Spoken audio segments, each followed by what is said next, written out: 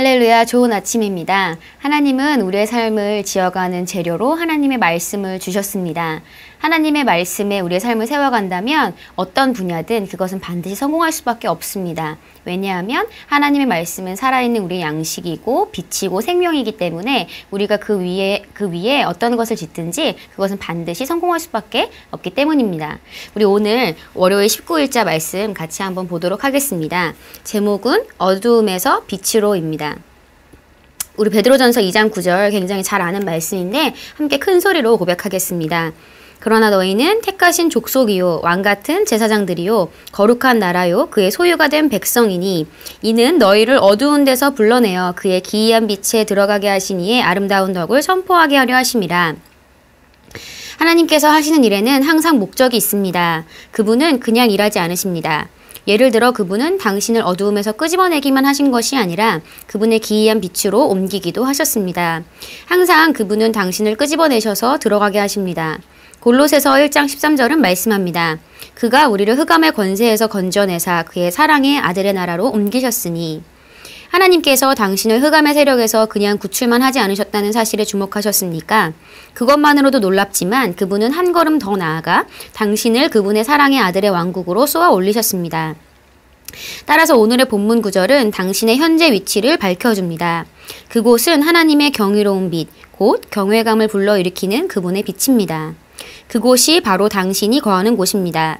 그러므로 당신의 삶에는 어두움은 없습니다. 이는 요한복음 8장 12절에서 예수님께서 하신 말씀을 떠올려줍니다. 예수님은 말씀하셨습니다.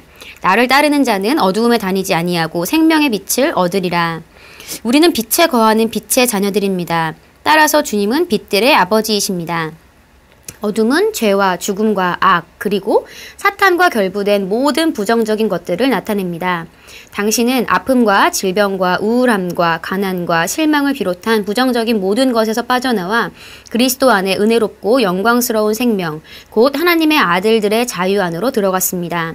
고린도후서 4장 6절은 말씀합니다.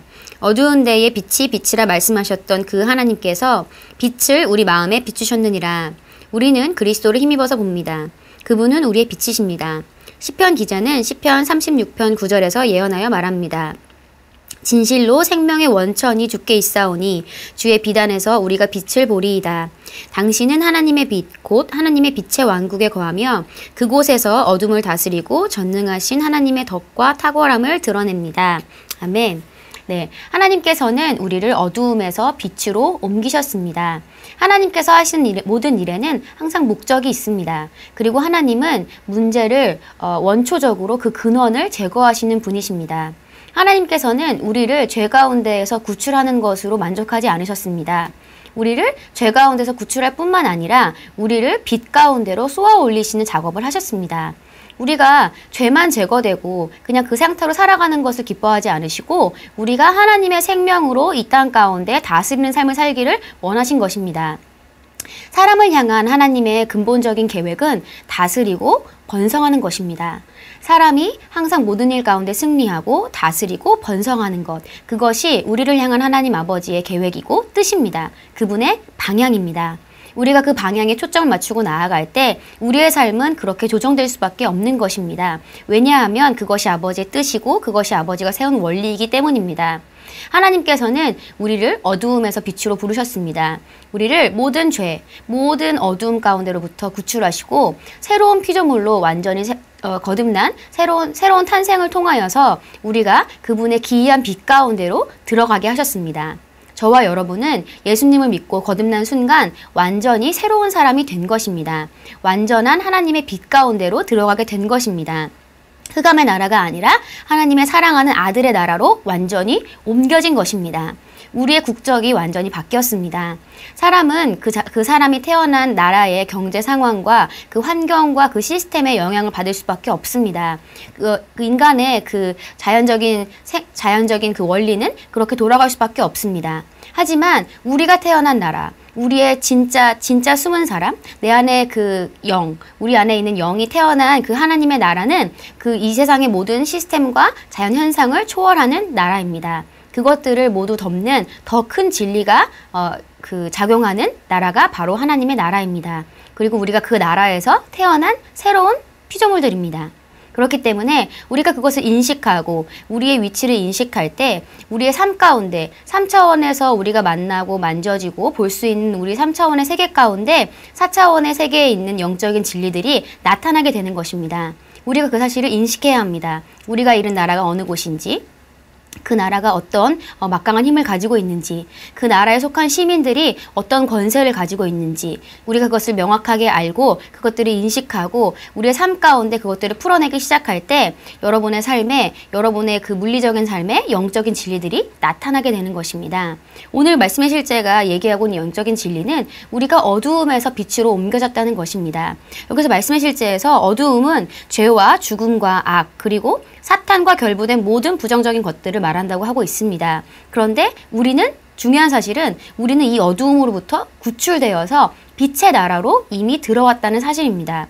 어두움의 나라에 있었던 죄인이었던 우리는 이미 죽었고 예수 그리스도와 함께 빛의 나라에서 빛의 나라의 시민으로 태어났습니다. 그렇기 때문에 어두움에 속한 어떤 것도 우리의 삶에 영향을 미칠 수가 없습니다. 왜냐하면 우리는 빛의 나라에, 사랑하는 아들의 나라의 시민이기 때문입니다. 어두움에 속한 것들은 우리에게 자기들의 주장을 펼칠 수가 없습니다. 그러할 합법적인 근거가 더 이상 사라졌습니다. 그렇기 때문에 그런 어두움에 속한 어떤 것들이 우리 삶에 나타난다고 할 때, 그런 현상들이 보일 때 우리는 강력하게 그것들을 거절해야 합니다. 그건 불법이고 우리 삶에 있어서는 안 된다고 강력하게 대면하고 우리가 그것들을 거절할 때 어두움은 사라질 수밖에 없습니다. 어둠보다 빛이 더 강하기 때문입니다. 우리 오늘 참고 성경 같이 보도록 하겠습니다. 골로새서 1장 12절에서 13절입니다. 골로새서 1장 12절에서 13절 제가 읽도록 하겠습니다. 그리하여 성도들이 받을 상속의 몫을 차지할 자격을 여러분에게 주신 아버지께 여러분이 빛 속에서 감사를 드리게 되기를 우리는 바랍니다. 아버지께서 우리를 암흑의 권세에서 건져내셔서 자기의 사랑하는 아들의 나라로 옮기셨습니다. 아멘. 네, 하나님께서 우리를 어두움의 나라에서 건져내셔서 사랑하는 아들의 나라로 옮기셨습니다. 우리는 그 나라의 시민입니다. 또 잠언 4장 18절입니다. 잠언 4장 18절 제가 읽겠습니다. 의인의 길은 동틀 때의 햇살 같아서 대낮이 될 때까지 점점 더 빛나지만, 아멘. 이것이 하나님께서 우리를 향해 가지고 계신 계획입니다. 의인의 길은 점점 더 빛나게 되어 있습니다. 저와 여러분의 삶은 거듭난 예수님을 통하여서 거듭난 그리스도인들의 삶은 점점 더 빛날 수밖에 없습니다. 빛이 우리의 운명이고 빛이 우리 삶의 목적이고 빛이 우리 삶의 방향을 결정합니다. 또 이사야서 60장 1절에서 3절입니다. 이사야서 60장 1절에서 3절 너무나 유명한 구절이죠. 같이 보도록 하겠습니다. 예루살렘아 일어나서 빛을 비추어라. 구원의 빛이 너에게 빛이었으며 주님의 영광이 아침 해처럼 너희 위에 떠올랐다.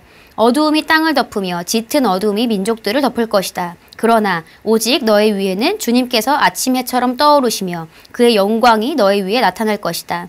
이방 나라들이 너의 빛을 보고 찾아오고 뭇 왕이 떠오르는 너의 광명을 보고 너에게로 올 것이다. 아멘. 네, 빛을 비추어야 합니다.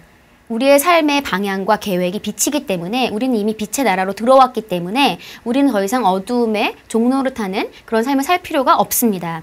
여러분의 삶에 어두움에 속한 어떤 것들이 찾아오지 않는다는 것은 아닙니다. 우리가 아직 이 지구상에 살고 있기 때문에 사단도 같이 이 땅에 존재하고 있기 때문에 우리가 그런 것들을 만날 수는 있습니다. 하지만 그런 순간에, 그 위기의 순간에, 그 어둠의 날에 우리가 일어나서 빛을 비출 때 어두움은 떠날 수밖에 없습니다. 왜냐하면 우리 안에 계신 분이 이 세상에 있는 자보다 더 크시기 때문입니다. 우리가 그 사실을 믿고 그 사실을 인식하고 내가 누구인지 정확히 알고 내가 속한 나라가 어떤 나라인지 정확히 알 때 우리는 그런 것들을 마주할 때, 어두움을 마주할 때 당당하게 대면할 수 있는 것입니다. 우리의 합법적인 권리를 찾고 그것들을 주장할 수 있는 것입니다. 그러려면 먼저 우리가 알아야 합니다. 매일 말씀의 실제를 통하여서 또한 성경 읽기를 통하여서 여러분을 향한 하나님의 계획이 어떤 것인지 발견하고 또 여러분이 어떤 존재인지 날마다 알아가시기를 권면합니다.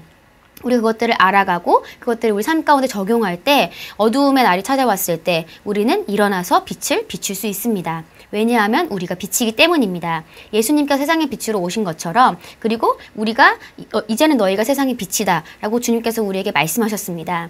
우리는 이 세상의 빛입니다. 우리가 일어나서 빛을 비출 때 어두움은 떠나갈 수밖에 없습니다. 우리는 어두움을 쫓아내는 자들입니다.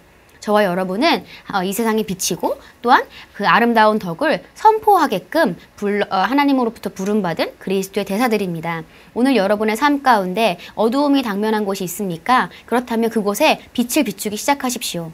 또 여러분의 삶이 아니라 여러분이 사랑하는 사람들의 삶 가운데 어두움이 속한 곳이 있습니까? 그렇다면 그들에게 찾아가서 빛을 비추어 주십시오. 우리는 이 세상의 빛입니다. 우리 같이 고백하겠습니다.